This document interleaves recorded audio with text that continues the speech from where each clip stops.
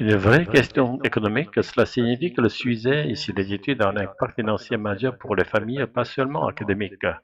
Le premier poste de dépense, expression désignant la dépense la plus importante dans un budget pour un étudiant, c'est le loyer. Faites la multiplication, manière familière de dire, calculez vous-même. 16 000 euros par an, 5 ans. 5 ans égale 80 000 euros. Faire de scolarité, les sommes demandées par une école ou une université pour suivre les cours. Dépasser la barre des expressions qui indique franchi en seuil symbolique ici plus de 70 000 euros. Ça remonte partout. Manière familière de dire que les prix grimpent dans toutes les écoles sans exception. Les fonds d'investissement sont en train.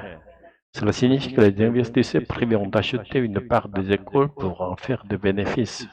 Maximiser leurs revenus, faire en sorte de gagner le plus d'argent possible.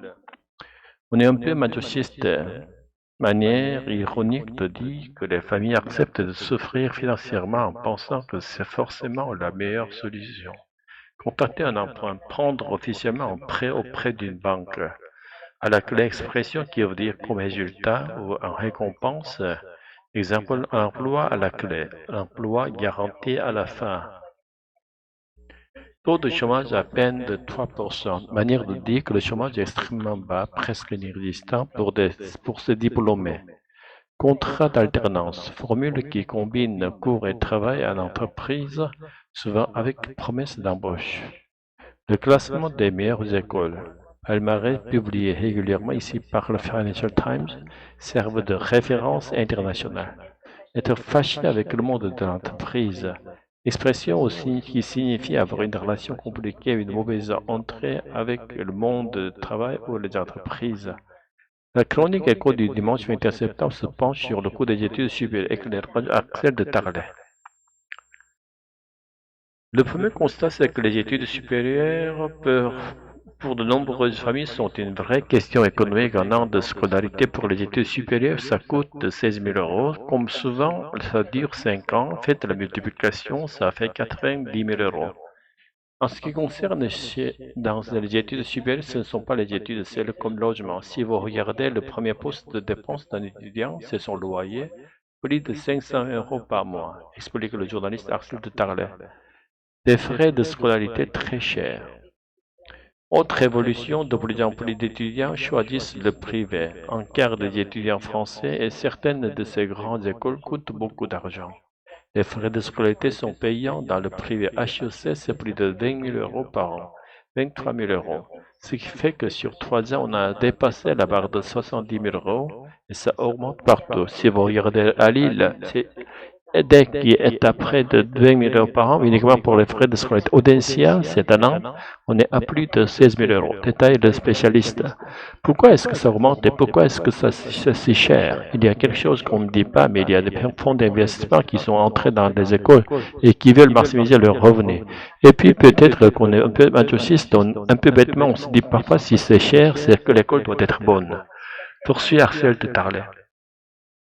Des emprunts pour les études, est-ce que, comme dans les pays anglo-saxons, les étudiants vont devoir financer leurs études en empruntant? De plus en plus en France, maintenant, vous avez 10% des étudiants qui sont obligés de contracter un emprunt.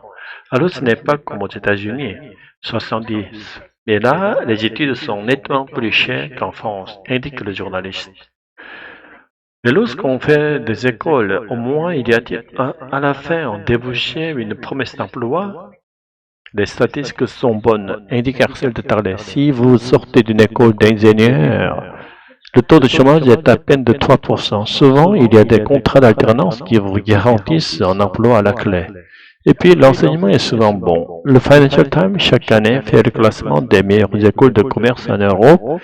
Si vous regardez le top 10 des meilleures écoles de commerce en Europe, il y a quand même 5 françaises. On dit que les Français sont fâchés avec le monde de l'entreprise. Le Financial Times Londres dit pourtant c'est en France qu'on trouve les meilleures écoles de commerce. Conclut le journaliste. Tu as vu la chronique Echo, on disait que les études supérieures, c'est une vraie question économique pour beaucoup de familles. Oui, surtout que le premier poste de dépense, c'est le logement. Rien que mon loyer, c'est 600 euros par mois. Si tu comptes bien, faire la multiplication, ça fait une fortune sur plusieurs années. Et encore, mes frais de scolarité ne sont que de 10 000 euros par an. D'autres écoles, c'est pire. Exact. Certaines dépassent la barre de 70 000 euros sur 3 ans. Et ça augmente partout. Même à Lille et à Nantes, les écoles privées coûtent une fortune. Tu sais pourquoi? Parce que des fonds d'investissement sont entrés dans ces écoles. Oui, et ils veulent maximiser leurs revenus, comme toujours. Mais les familles acceptent quand même. On dit parfois qu'on est un peu masochiste. On pense que si c'est cher, c'est forcément meilleur. Résultat, de plus en plus d'étudiants doivent contracter un emprunt pour financer leurs études. C'est vrai, mais heureusement, il y a souvent un emploi à la clé, surtout avec les écoles d'ingénieurs. Leur taux de chômage est à peine de 3%, c'est très rassurant. Et beaucoup d'étudiants trouvent grâce au contrat d'alternance qui les mène directement vers un emploi. D'ailleurs, tu as vu le classement des meilleures écoles du Financial Times? La moitié du top 10 est française. C'est drôle parce qu'on dit souvent que les Français sont fâchés avec le monde de l'entreprise et pourtant leurs écoles sont parmi les meilleures d'Europe.